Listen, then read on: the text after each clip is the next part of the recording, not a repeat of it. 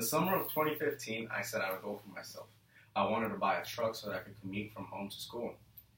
I worked tirelessly for about 40 hours a week every single week of the summer. And in the end, I was able to raise enough money so that I could buy myself the truck. However, and for the next summer, I set out myself for a bigger goal. I wanted to buy a newer truck because the one I had didn't have the features I wanted.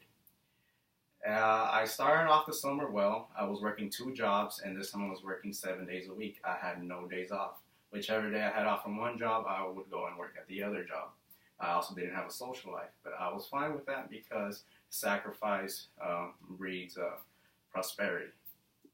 So then things started to pop up, things that were out of my control, such as expenses for which I had to dip into my savings so that I could pay. I could solve the issue.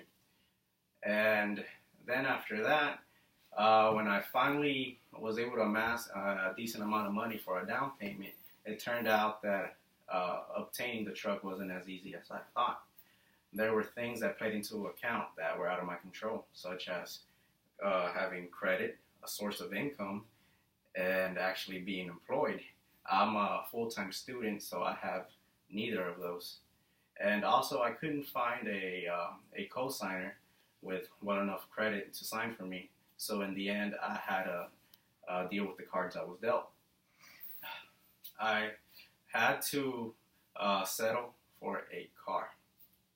I'm not a car guy. I do not like cars, but I had to deal with the circumstance as best as I could.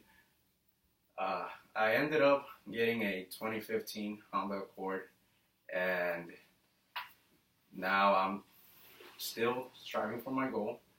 I have not taken my eyes off of it, but now I know that the road to success isn't just set a goal, reach it, and you're done. No, there are things, there are objects, there are circumstances that make you turn around, take 2 steps back to move 1 forward, as we can see right here in my diagram.